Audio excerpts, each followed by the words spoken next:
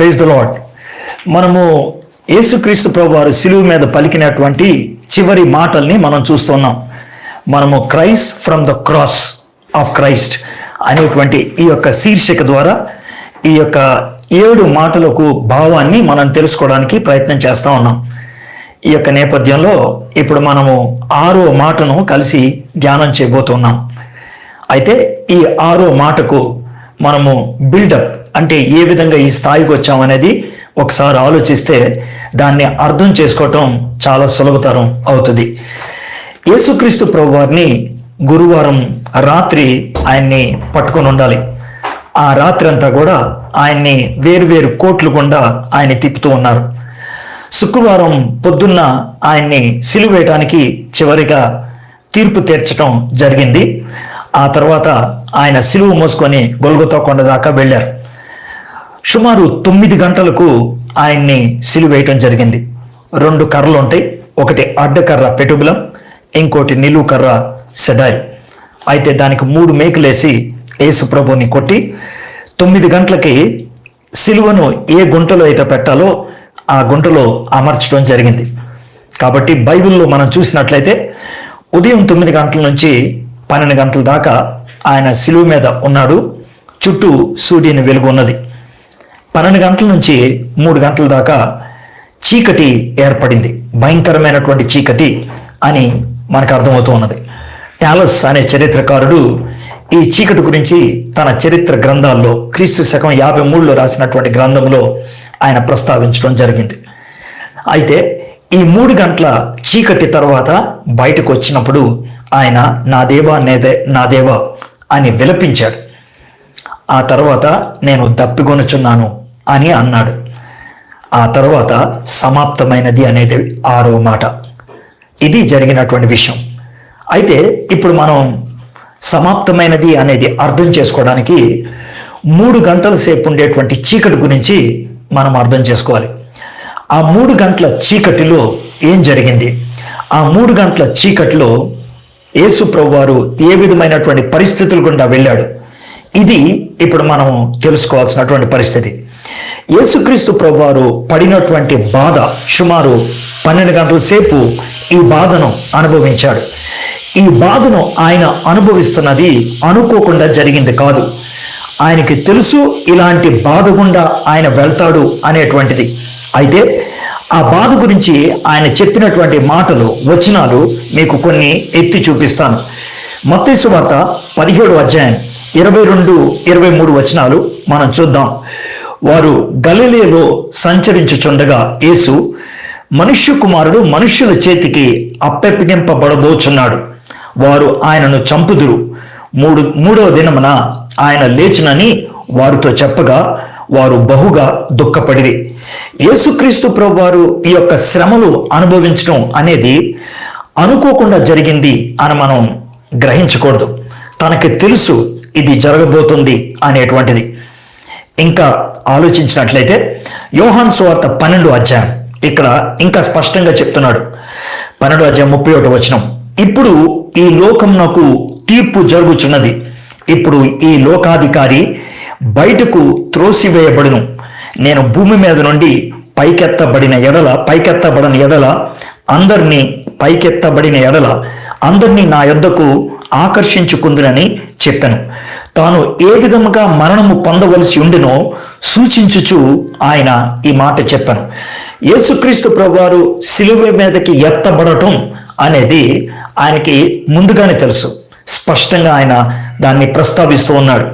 అయితే 26వ అధ్యాయం మత్తయి సువార్త 45వ వచనంలో అప్పుడు ఆయన తన శిష్యుల యొద్దకు వచ్చి ఇక నిద్రపోయి అలసట తీర్చుకున్నాడు. ఇది గెత్సెమనే తోటలో జరుగుతుంది. ఇదిగో ఈ గడియ వచ్చి ఉన్నది, మనుష్య కుమారుడు పాపుల చేతికి అప్పగింపబడుచున్నాడు. యేసుక్రీస్తు ప్రభువారు 12 గంటల సేపు, సుమారు అంతకంటే ఎక్కువై ఉండొచ్చు కూడా, చిత్రహింసలకు గురి చేయబడుతున్నాడు.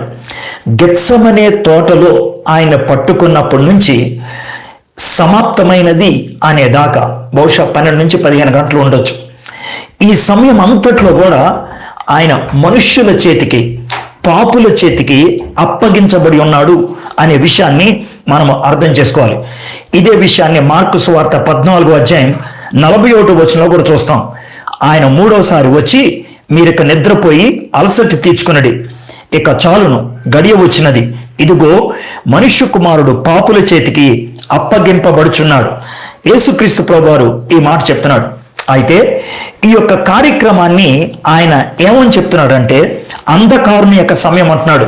లూకాసు వార్త 22:53 నేను అనుదినము మీ చెంత దేవాలయంలో ఉన్నప్పుడు మీరు నన్ను పట్టుకొనలేదు, అయితే ఇది మీ గడియ, అంధకార సంబంధమైన అధికారమును అనను.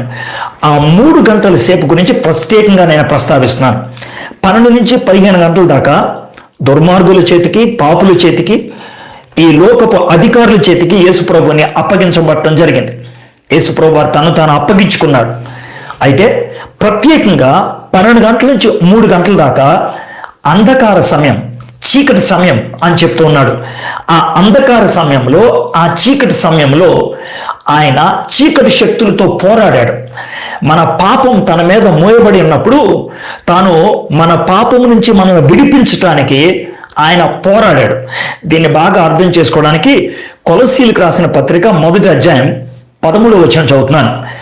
ఆయన మనలను అంధకార సంబంధమైన అధికారంలో నుండి విడుదల చేసి తాను ప్రేమించిన తన కుమారుని యొక్క రాజ్య నివాసులనిగా చేశాను.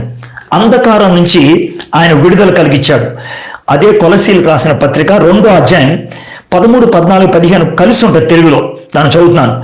మరియు అపరాధముల వలనను శరీరము సున్నతి పొందక ఉండుట వలనను మీరు మత్తులై ఉండగా దేవుడు వ్రాతపూర్వకమైన ఆజ్ఞల వలన మన మీద రుణముగాను మనకు విరోధముగాను నుండిన పత్రమును మేకులతో సిలువకు కొట్టి దాని మీద చేవ్రాతను తుడిచివేసి మనకు అడ్డము లేకుండా దాన్ని ఎత్తివేసి మన అపరాధములన్నిటి క్షమించి ఆయనతో కూడా మిమ్మల్ని జీవింపచేశాను. ఇక్కడ నుంచి జాగ్రత్త వినండి.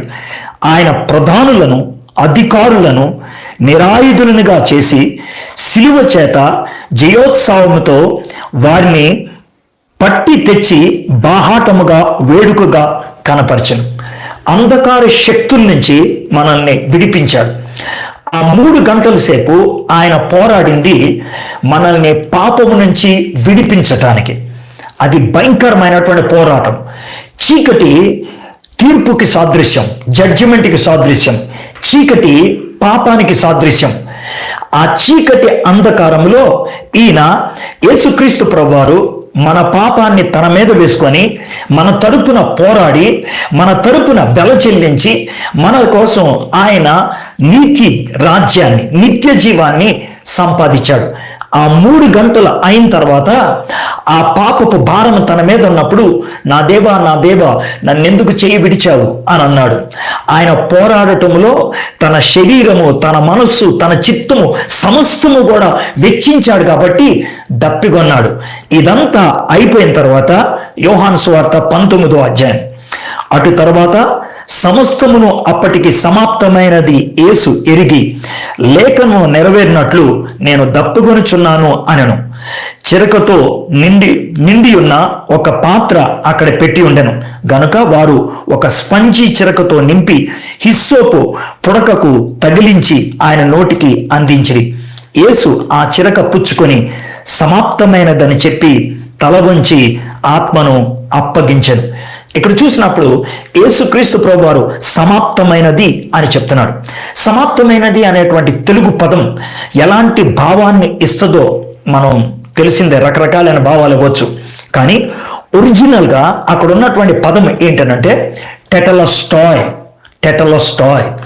ఈ టెటలోస్టాయ్ అనే పదాన్ని అర్థం చేసుకోవాలంటే టెటలోస్టాయ్ అనే పదాన్ని నలుగురు ఉపయోగిస్తే ఎలా ఉపయోగిస్తారో మీకు చెప్తాను.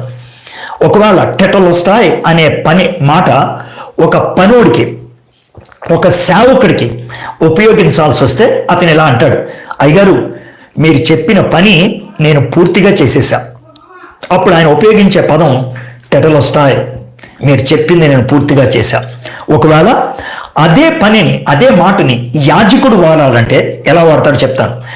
యాజకుడికి ఒక బలి పశువుని ఇచ్చిన తర్వాత యాజకుడు ఆ బలి పశువుని అంతటిని కూడా శోధించి చూసి ఆయన ఉపయోగించే పదం ఇది, అయ్యగారు ఈ బలి పశువు మంచిది, దీనికి మచ్చ డాగు ఏమీ లేదు, బలికి యోగ్యమైనది, ఆ మాటను ఉపయోగిస్తానికి తాను ఉపయోగించే పదం టెటలోస్టాయ్.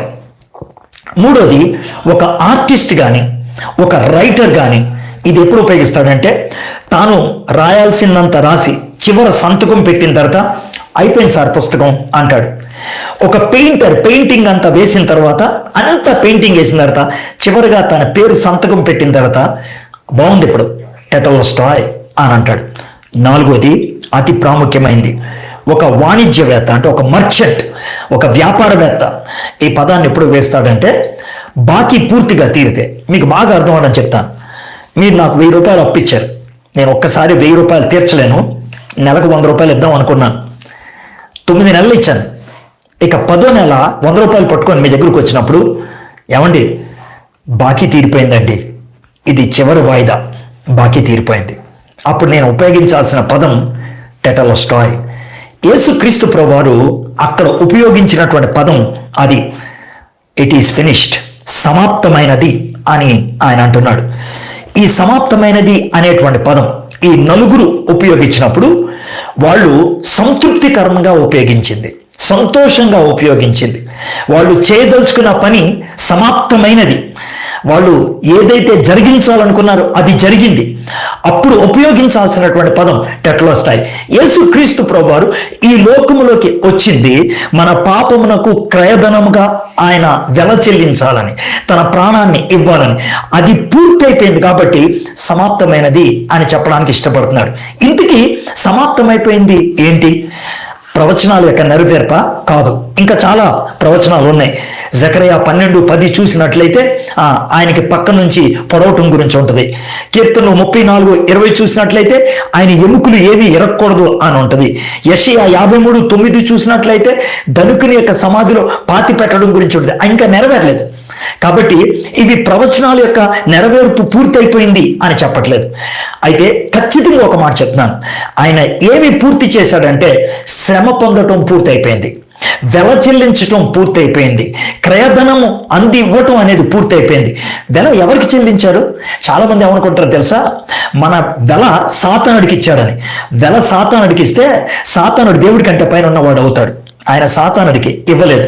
మరి ఎవరికి ఇచ్చారు? ధర్మశాస్త్రానికి ఇచ్చాడా? ధర్మశాస్త్రం దేవుడి కంటే పైన లేదు, ధర్మశాస్త్రానికి ఇవ్వలేదు, సాతానుడికి ఇవ్వలేదు.